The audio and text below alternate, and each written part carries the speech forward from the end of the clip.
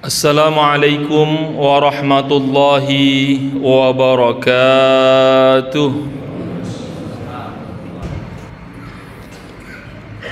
Alhamdulillahilladzi ja'ala syahra dzil hijjah syahran 'aziman mubarakan katsiral ajr. Walhamdulillahilladzi syuri'at fiha صلاة عيد الأضحى وعبادة الحج والأضحية. والحمد لله الذي أنعمنا بنعمة الإيمان والإسلام. والصلاة والسلام على نبينا وحبيبنا وقدوتنا محمد صلى الله عليه وسلم وعلى آله وأصحابه ومن اهتدى بهديه وسار على منهجه إلى يوم الدين. فيا أيها الحاضرون المتقون أوصيكم وإياي نفسي بتقوى الله فاتقوا الله ما استطعتم فاتقوا الله يعلمكم الله فاتقوا الله في أقوالكم وأفعالكم وقلوبكم لعلكم تفلحون. فقال تعالى في كتابه الكريم أعوذ بالله من الشيطان الرجيم بسم الله الرحمن الرحيم يا أيها الذين آمنوا اتقوا الله حق تقاته ولا تموتن إلا وأنتم مسلمون واعلموا بأن التقوى هو سر السعادة في الدين والدنيا والآخرة. صدق الله وصدق رسوله الكريم ونحن على ذلك من الشاهدين والصابرين والشاكرين. وبعد. Ma'asyiral muslimin rahimakumullah. Marilah sama-sama kita bersyukur kepada Allah Subhanahu wa taala. Sampai saat ini Allah masih berikan nikmat iman Islam itu dalam dada kita. Dan itu di penghujung tahun 1446 Hijriah, tepatnya tanggal 10 Zulhijjah. Artinya Allah masih berikan kita kesempatan untuk memperbaiki segalanya. Allah masih berikan kita kesempatan untuk menyelesaikan apa yang perlu kita selesaikan, untuk menyempurnakan kewajiban yang harus kita selesaikan. Semua itu adalah bagian dari cara Allah memberikan kita kesempatan untuk bisa melaksanakan segala perintahnya. Pada saat bersamaan kita juga harus berempati kepada saudara-saudara kita di Gaza dan di Palestina. Mereka melaksanakan ibadah mungkin sedang tidak nyaman. Kita melaksanakan ibadah dengan penuh kekhusyuan. Mereka melaksanakan ibadah di bayang-bayangi kematian. Maka tidak pantas kalau sholat Jumat ini kita jadikan untuk tempat tidur, apalagi mengantuk. Maka tidak pas rasanya kalau menjadikan sholat Jumat ini sebagai tempat kita beristirahat. Cara kita untuk berempati kepada saudara kita adalah bagaimana kita juga beribadah dengan khusyuk, tidak pernah melepaskan untuk mendoakan saudara-saudara kita. Mudah-mudahan mereka diberikan kekuatan dan diberikan ketabahan, sekaligus mendoakan para pemimpin kita bersatu, umat Islam bersatu untuk bisa mendoakan serta membebaskan umat Aqsa. Amin ya rabbal alamin. Salawat dan salam kita berikan kepada Rasulullah sallallahu alaihi wasallam, tauladan kita yang terus mengajak kita menjadi manusia yang seutuhnya dengan 3 indikator standar, tapi harus kita penuhi sebagai umat Rasulullah sallallahu alaihi wasallam. Yang pertama adalah ahsanuhum khuluqa, baik akhlak, budi pekerti dan santunnya. Tidak ada korelasi yang pasti bahwa orang yang berpendidikan tinggi jauh berakhlak dari yang tidak berpendidikan. Tidak ada hubungan yang pasti bahwa keturunan kiai lebih berakhlak dari keturunan yang bukan kiai. Dan tidak ada hubungan yang memberikan kepastian bahwa yang sudah tua lanjut usia lebih berakhlak dari yang muda belia. Yang kedua, kata Rasulullah sallallahu alaihi wasallam, kita harus menjadi anfa'uhum linnas, bermanfaat bagi manusia. Narasi kalimatnya adalah bagi manusia untuk menegaskan firman Allah Subhanahu wa taala, a'udzubillahi minasyaitonir rajim, wa ma arsalnaka illa rahmatan lil alamin. Bahwa muslim yang baik sebagai umat Rasulullah sallallahu alaihi wasallam harus bermanfaat bagi siapapun, memberikan manfaat kepada makhluk manapun. Itulah umat Rasulullah sallallahu alaihi wasallam. Yang ketiga, prinsip tapi harus kita renungkan, al-tafuhum bi ahli, lemah lembut kepada keluarganya, bertanggung jawab kepada keluarganya. Dia harus tahu betul ada satu konsesi yang harus dia penuhi, dan itu perintah Allah Subhanahu wa taala, a'udzubillahi minasyaitonir rajim, ya ayyuhalladzina amanu qu anfusakum wa ahlikum nara. Jaga dirimu dan keluargamu dari api neraka. Dan Rasul tegaskan legasi yang abadi sampai hari kiamat. Salah satunya adalah doa anak soleh yang mendoakan kita. Anak soleh itu hanya bisa kita dapatkan dari keluarga yang soleh, dan keluarga yang soleh itu pasti dari kita, orang-orang yang soleh, termasuk yang sholat di masjid yang penuh berkah ini. Mudah-mudahan kita termasuk kepada umat Rasulullah sallallahu alaihi wasallam yang terus mau menambah pengetahuan, wawasan keilmuan online maupun offline, agar kita cerdas memahami sunnah Rasulullah, mengamalkan sunnahnya, mensyiarkan sunnahnya. Harapannya kita mendapatkan syafaatnya di yaumil mahsyar kelak. Amin ya rabbal alamin. Ma'asyiral muslimin rahimakumullah. Hari ini kita melaksanakan dua kebahagiaan. Yang pertama salat Idul Adha yang baru saja kita selesaikan. Yang kedua salat Jumat yang sekarang kita laksanakan. Saya akan menjelaskan beberapa kisah penting dari peristiwa di bulan ini. Salah satunya adalah meneladani kisah Nabi Ibrahim alaihissalam. Dalam banyak ayatnya saya akan mengambil surah As-Saffat ayat 100 sampai 112. A'udzubillahi minasyaitonir rajim. Rabbi habli minas salihin fabasyarnahu bighulamin halim. Nabi Ibrahim alaihissalam yang sudah berumur 86 tahun tidak pernah berhenti meminta kepada Allah, tidak pernah berhenti meminta kepada Allah. Salah satu doanya, ya Allah berikan saya keturunan yang baik dan saleh. Lalu Allah berikan kabar gembira dengan kelahiran Ishak. Falamma balagha ma'ahu sa'ya, ketika lahir Nabi Ismail alaihissalam, berumur 13 tahun, datang perintah untuk menyembelihnya. Dan itu diceritakan dengan begitu luar biasa pada surah As-Saffat ayat 100 sampai 112 tentang kelahiran Nabi Ismail alaihissalam yang nantinya menjadi kisah pengorbanan Nabi Ibrahim kepada Allah Subhanahu wa taala. Ma'asyiral muslimin rahimakumullah. Ketika Nabi Ibrahim alaihissalam digambarkan sebagai seorang manusia yang karena kepatuhannya kepada Allah Subhanahu wa taala, yang karena kesalehannya kepada Allah Subhanahu wa taala, yang karena ketaatannya kepada Allah Subhanahu wa taala, ketika datang perintah Allah dia katakan sami'na wa ata'na. Diceritakan dalam tafsir Al-Alusi Ruhul Ma'ani menjelaskan bagaimana ketika Nabi Ibrahim alaihissalam menunggu anak 86 tahun lamanya, lalu lahirlah anak pertama Nabi Ismail. Setelah berumur 13 tahun diperintah untuk menyembelihnya. Rasanya semua kita sebagai orang tua sulit menerima kenyataan itu. Dia bermimpi pada malam ke-8.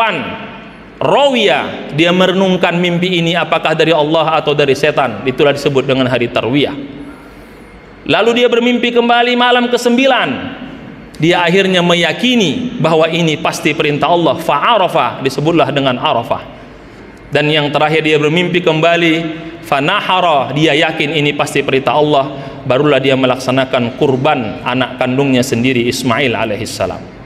Tetapi yang menjadi menarik, surah As-Saffat menjelaskan ketika perintah itu diberikan kepadanya, dia masih membuka dialog dan musyawarah kepada anaknya. Dan itu dikatakan dengan begitu indah, qala ya bunayya inni ara fil manami anni adzbahuka fanzur madza tara. Wahai ananda, ayah bermimpi diperintahkan untuk menyembelihmu, bagaimana pendapatmu? Dialog Nabi Ibrahim ini menggambarkan dia adalah seorang nabi, seorang ayah, seorang manusia yang mau mendengarkan masukan, mau membuka ruang dialog. Dan dialog itu ternyata jauh sebelum itu telah Allah tunjukkan kepada kita pada surah Al-A'raf ayat 12, ketika Allah hendak menghukum iblis yang tidak menyembah Nabi Adam, dia buka dengan kalimat dialog, ma mana'aka alla tasjuda iz amartuk. Kenapa engkau iblis tidak menyembah, memberikan penghormatan kepada Adam alaihissalam ketika aku perintahkan? Jawaban iblis, qala ana khairum minhu khalaqtani min nar wa khalaqtahu min tin. Aku lebih baik diciptakan dari api, unsur api jauh lebih mulia dari unsur tanah. Setelah mendengar itu Allah baru mengatakan, qala fama yakunu laka an tatakabbara fiha. Engkau tidak pantas sombong di hadapanku, fakhruj innaka minas saghirin. Maka keluarlah dari surga ini, engkau orang-orang yang dikucilkan. Kemampuan Ibrahim untuk memastikan anaknya, membuka ruang dialog, sepenting itu perintah itu masih dibuka ruang untuk berdiskusi. Kita sebagai orang tua, sebagai hamba yang beriman, penting membuka ruang-ruang diskusi kepada semua keluarga kita. Bisa jadi pendapat pasangan kita jauh lebih benar dari pendapat kita, dan bisa jadi masukan anak kita jauh lebih bermanfaat dari yang kita punya. Yang kedua, bagaimana seorang istri Siti Hajar ketika mendapat perintah untuk meletakkan anaknya di gurun pasir Sahara. Pada surah Ibrahim ayat 37, bagaimana Allah memerintahkan kepada Ibrahim untuk meletakkan anaknya Ismail dan ibunya Siti Hajar. Dan itu diabadikan dengan kalimat yang luar biasa, Rabbana inni askantu min zurriyati biwadin ghairi zi zar'in. Diceritakan dalam tafsir Ibnu Katsir bagaimana Siti Hajar bertanya berkali-kali, wahai suamiku, kenapa engkau setega ini meletakkanku di gurun pasir? Wahai suamiku, kenapa engkau tinggalkan kami di tempat yang tidak ada kehidupan? Pertanyaan Siti Hajar tidak dijawab oleh Nabi Ibrahim alaihissalam. Seorang istri yang cerdas, dia langsung bertanya, dan kalimat inilah yang menunjukkan kesalehan seorang istri Ibrahim. Ya Ibrahim, Allahu amaraka bihaza. Wahai suamiku, apakah ini perintah Allah? Jawaban Ibrahim, na'am, izan la yudayyi'una.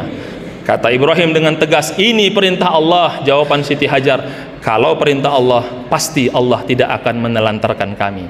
Kita perlu istri-istri yang solehah, yang mengkonfirmasi sudah halalkah rezeki yang kita cari. Kita perlu istri-istri yang berani bertanya dan berkonfirmasi, apakah kita sudah adil sebagai seorang ayah, apakah kita sudah adil sebagai seorang suami. Jangan-jangan keberpihakan kita kepada saudara kita, kepada keponakan kita, melupakan kewajiban kita kepada keluarga kita, padahal mereka lah legasi yang harus kita bina, karena doanya sangat mustajab dan berlaku sampai hari kiamat. Yang ketiga, bagaimana seorang anak yang luar biasa digambarkan oleh Ismail alaihissalam. Tadi saya menyebutkan Ishak, salah sebut, harusnya Ismail alaihissalam. Apa jawaban Ismail? Qala ya abatif alma tu'mar. Wahai ayahanda, kalau memang itu perintah Allah, satajiduni insyaallah minas sabirin. Kerjakan wahai ayahanda, insyaallah saya menjadi orang yang menerima itu dengan sabar. Falamma aslama wa tallahu lil jabin, ketika Ibrahim hendak menyembelih Ismail, diceritakan dalam tafsir Al-Qurtubi, wahai ayahanda, jangan engkau tunjukkan kepada ibunda, tutuplah aku dengan kain putih agar tidak membuat dia sedih, karena aku ingin dia kuat menerima cobaan ini, dan aku insyaallah ikhlas menerima perintah ini. Wa nadainahu ayya Ibrahim, lalu datanglah suara, qad saddaqta ru'ya, engkau telah menerima mimpi itu dan melaksanakannya. Lalu Allah ganti dengan seekor sembelihan yang besar. Anak Ismail alaihissalam adalah contoh anak yang berbakti kepada orang tua, anak yang mau mendengarkan nasihat orang tua, anak yang mau mempertimbangkan masukan orang tuanya. Kita sebagai anak harus punya satu keyakinan, nasihat orang tua menggunakan hatinya, sementara kita yang menolak sebagai anak menggunakan logika kita. Maka tidak mungkin bisa disatukan logika dengan hatinya. Anaklah yang harus memahami masukan orang tuanya dan memberikan argumentasi kalau memang tidak sesuai dengan hatinya. Gambaran Ismail ini menunjukkan pentingnya anak yang berbakti, pentingnya anak yang mau mendengarkan masukan orang tuanya, karena ternyata Rasul sudah memberikan garansi, kalau kita berbakti kepada orang tua kita, insya Allah anak kita berbakti kepada kita. Birru aba'akum taburrukum abna'ukum, berbaktilah kepada kedua orang tuamu, niscaya anakmu akan berbakti kepadamu. Bisa jadi ketika anak-anak kita sulit diatur, karena memang kita dulu menjadi anak juga tidak bisa diatur. Dalam sebuah riwayat diceritakan bagaimana seorang ayah mendatangi Khalifah Umar bin Khattab, "Wahai Khalifah, hukumlah anakku. Dia tidak sopan kepadaku, dia merendahkanku sebagai ayah." Kata sang anak, "Wahai Khalifah, bagaimana aku tidak menghormatinya? Dia tidak pernah mendidikku, tidak pernah bertanggung jawab, menelantarkan ibuku." Kata Khalifah Umar, "Benarkah ucapan anakmu?" Sang ayah tidak bisa menjawab. "Kalau begitu pulanglah dan renungkan dirimu, engkaulah yang sebenarnya telah durhaka sebelum anakmu durhaka kepadamu." Ma'asyiral muslimin rahimakumullah, kisah ini memberikan kita gambaran, kita perlu banyak meneladani kisah ini. Menjadi seorang ayah yang baik adalah ayah yang mau membuka ruang diskusi. Menjadi ayah yang bijaksana adalah mau mendengarkan masukan anggota keluarganya. Kadang-kadang pendapat anggota keluarga jauh lebih benar dari pendapat kita. Seorang istri yang soleh adalah istri yang selalu mengingatkan, jangan sampai pemasukan yang dibawa suaminya pemasukan yang haram, karena Allah sudah mengatakan oleh Rasulullah sallallahu alaihi wasallam, setiap yang diberikan dari yang haram maka tumbuhnya akan menjadi haram, dan nauzubillah akan menjadi keturunan yang hanya memakan yang haram. Nauzubillah summa nauzubillah. Dan yang terakhir, kita perlu menjadikan momentum anak-anak kita adalah berbakti, karena bisa jadi karena kita berbakti kepada orang tua kita. Mudah-mudahan ketika semua ini bisa kita lakukan, ayah yang berbakti, suami yang bijaksana, hamba yang soleh, istri yang soleha, anak yang berbakti, maka mudah-mudahan harapan yang Allah gambarkan pada surah Sabah ayat 15, baldatun thayyibatun rabbun ghafur, itu tercapai ketika muncul keluarga-keluarga yang solehah, sakinah, mawaddah, warahmah. Dan ketika setiap keluarga menjadi keluarga-keluarga yang soleh, maka benarlah janji Allah pada Al-A'raf ayat 96, walau anna ahlal qura amanu wattaqau la fatahna alaihim barakatim minas sama'i wal ard. Insyaallah ketika semuanya menjadi keluarga yang soleh, komunitas yang soleh, kampung yang soleh, maka Allah akan turunkan keberkahan dari langit dan bumi, insyaallah. Amin ya rabbal alamin. Ma'asyiral muslimin rahimakumullah, sebagai penutup, ada satu hal yang perlu kita lakukan setelah meneladani kisah Nabi Ibrahim AS ini. Marilah bagi yang mampu untuk berkurban, marilah sama-sama kalau ada rezeki yang berlimpah untuk berkurban. Pentingnya berkurban ini adalah bentuk ketaatan kita kepada Allah. Begitu pentingnya ibadah kurban ini, sehingga semua ulama sepakat hukumnya adalah di atas sunnah, di bawah wajib. Sunnah muakkad sangat-sangat dianjurkan. Bahkan mazhab Syafi'i mengatakan paling tidak berkurbanlah sekali dalam seumur hidup kita. Mudah-mudahan Allah berikan kita keberkahan, dan mudah-mudahan Allah berikan kita kebaikan. Amin ya rabbal alamin. Barakallahu li wa lakum wa nafa'ani bima fihi min al-ayati wa dzikril hakim, wa taqabbal minni tilawatahu wastaghfiruh innahu huwal ghafurur rahim.